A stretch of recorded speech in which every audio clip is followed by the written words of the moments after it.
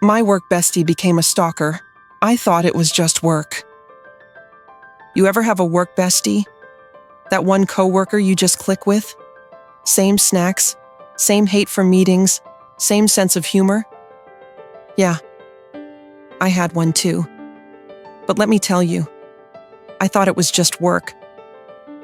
Turns out, it was a whole lot more. I met Vanessa on my second day at the office. She was bubbly, funny, and showed me the ropes better than my own manager. We clicked instantly. Coffee runs, inside jokes, venting sessions. It felt like we were in our own little sitcom. She followed me on Instagram. Cool. She liked my photos from 2 years ago. Weird, but okay. Then she started dressing like me. The same mustard yellow sweater. I thought maybe it was a coincidence, until she copied my entire outfit. Same boots, jeans, jacket, everything. Things escalated.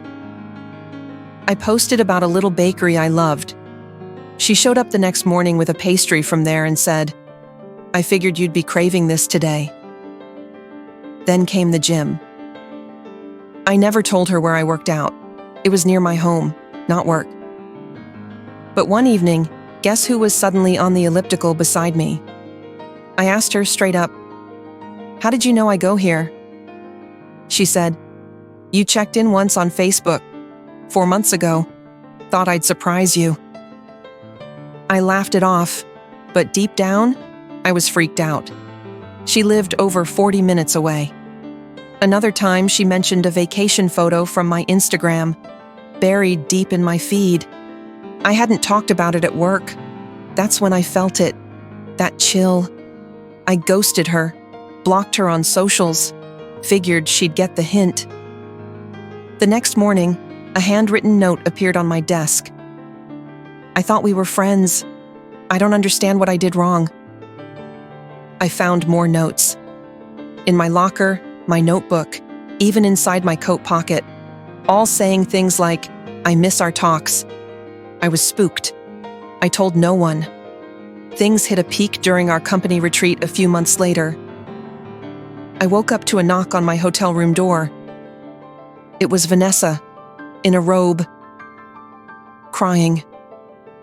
She said she felt abandoned because I had been spending time with our other coworkers, that I was drifting away. I tried to comfort her, but I realized this wasn't just emotional, it was obsessive. I called HR the next week. They offered to speak with her, but she caught wind and sent me a 5-paragraph email saying I'd broken her trust. She took stress leave, and I became the villain. 3 weeks later, I got a DM from a former coworker at her last job. "Hey, random question. Did Vanessa ever start acting like you? Copying your style? Showing up in places uninvited?" I froze. Turns out Vanessa had done the same thing to another colleague in her previous role, down to the gym visits and clothing. This wasn't a one-off. It was a pattern. I thought I was done with the situation once she went on stress leave. But I was wrong. Vanessa returned to work 6 weeks later. I was hoping things would be awkward but distant. Instead, it was like walking into a psychological thriller. At first, she didn't speak to me directly, but she made sure I felt her presence. She'd sigh loudly whenever I walked by, whisper with teammates as I passed, and one time I caught her mimicking my hand gestures behind my back. Childish? Yes. But also eerie. It felt performative, like she wanted to bait me into reacting. Then came the false friendliness. She'd loudly say, "Morning," in front of everyone, but with this tight, sarcastic smile. Once, she handed me a stapler like we were besties again, winked, and said, "Just like old times, right?" My skin crawled. I told my manager everything. HR stepped in again and arranged for us to work in different departments temporarily. They suggested a restorative conversation, which I declined. Vanessa, on the other hand, took it as fuel. She started a Slack channel for team wellness and posted passive-aggressive memes.